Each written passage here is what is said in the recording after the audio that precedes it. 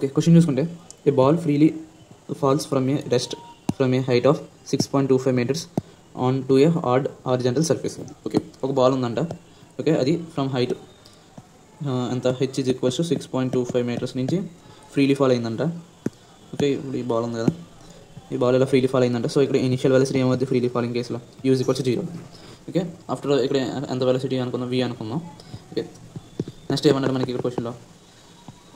If the ball reaches A height of 81 centimeters after second bounce అన్నాడు from the surface. Okay, ఇక్కడ after second bounce అని అన్నాడు. అంటే ఇది ఫస్ట్ ఇలాగ కిందకి ఫాల్ అయిన తర్వాత ఫస్ట్ వెనక్కి బౌన్స్ అవుతుంది కదా.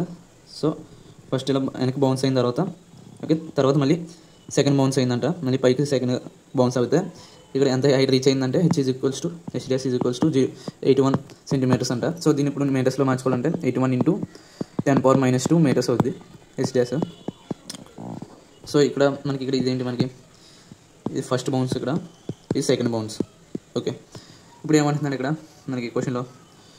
The coefficient of restitution is, ఇక్కడ ఈ వాల్యూ ఎంత అడుగుతున్నాడు, కోఎఫిషియంట్ ఆఫ్ రెస్టిట్యూషన్. ఇప్పుడు ఇక్కడ ఈ వాల్యూ అంటే ఏంటో తెలుసుకోండి. ఈ వాల్యూ అంటే ఏంటి లేదు, ఇక్కడ ఇప్పుడు ఇలా వెనక్కి బౌన్స్ అవుతుంది కదా, ఇక్కడ ఎంత వెలాసిటీతో బౌన్స్ అవుతుంది అంటే ఈవి వెలాసిటీతో బౌన్స్ అవుతుంది వెనక్కి ఫస్ట్ బౌన్స్ అప్పుడు. అదే సెకండ్ బౌన్స్ అప్పుడు ఎంత అవుతుంది అంటే E² × V వెలాసిటీతో పైకి బౌన్స్ అవుతుంది ఇనిషియల్ వెలాసిటీ. సో ఇక్కడ ఈయన కోఎఫిషియంట్ ఆఫ్ రెస్టిట్యూషన్ అంటాం ఇక్కడ ఈ వాల్యూని. సో దీన్ని కనబెట్టాలంటే ఫస్ట్ ఇక్కడ ఈ వాల్యూ ఎంత కనబడతాం ఫస్ట్ ఇక్కడ. సో V వాల్యూ ఎంత అంటే V² - U² is equals to 2GH.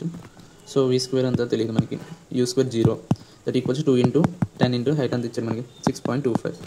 So V is equals to √2 × 10 × 6.25. So that equals to √20 × 625 × 10 × 10⁻⁻1 అవుతుంది. సో √10⁻² అంటే 10⁻⁻1 కదా. ఓకే, దట్ ఈక్వల్స్ టు 20 × 625 అవుతుంది అంటే మనకి 125 అవుతుంది, 12500 అవుతుంది × 10⁻⁻1. సో √125 × 10 × 10⁻⁻1 ఇది క్యాన్సిల్ అయిపోద్ది. సో మనకి V ఈజ్ ఈక్వల్స్ టు √125 అవుతుంది. దీన్ని సింప్లిఫై చేస్తే మనకి 5√5 వస్తుంది మనకి V వాల్యూ. ఓకే, ఇక్కడ ఓకే, ఇప్పుడు సెకండ్ బౌన్స్ దగ్గర చూసుకుంటే ఇక్కడ ఇనిషియల్ వెలాసిటీ ఏమైంది మనకి? ఇక్కడ ఇనిషియల్ వెలాసిటీ ఇక్కడ దీన్ని U1 అనుకుందాం. U1 is equals to E² V అవుద్ది. సో ఇక్కడ final velocity V1 is equals to 0 అయిపోద్ది ఇక్కడ.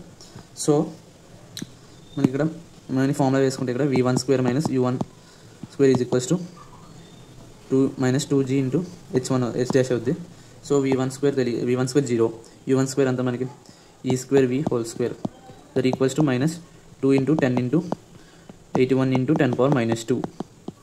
సో ఈ మైనస్ క్యాన్సిల్ అయిపోతే మనకి E² V is equals to √20 × 81 × 10⁻⁻2. So ఈ 10⁻⁻2 బయటకు వచ్చేస్తే మనకి ఏమవుతుంది 10⁻1 అవుతుంది, 10⁻⁻1 అవుతుంది. సో ఇక్కడ 20 × 81 ఏమవుతుంది మనకి? ఇక్కడ 20 × 81 16, 20 × 81 మనకి ఇక్కడ 1620 అవుతుంది × 10⁻⁻1. సో మనకి ఇక్కడ 1620 వాల్యూ ఏమవుతుంది మనకి? ఇక్కడ 1620 వాల్యూ √1620 వాల్యూ మనకి ఎల్సిఎం చేసుకుంటే మనకి ఫ్యాక్టరైజేషన్ చేసుకుంటే 4 4 16 0 5 5 8 1 9 9. ఇక్కడ √1620 ఏమైంది మనకి? ఇక్కడ 2 × 9 × √5. సో √1620 ఏమైంది మనకి వాల్యూ? 18√5 వచ్చింది. సో 18√5/10 అవుద్ది. సో ఇది 2 5s 2 9s.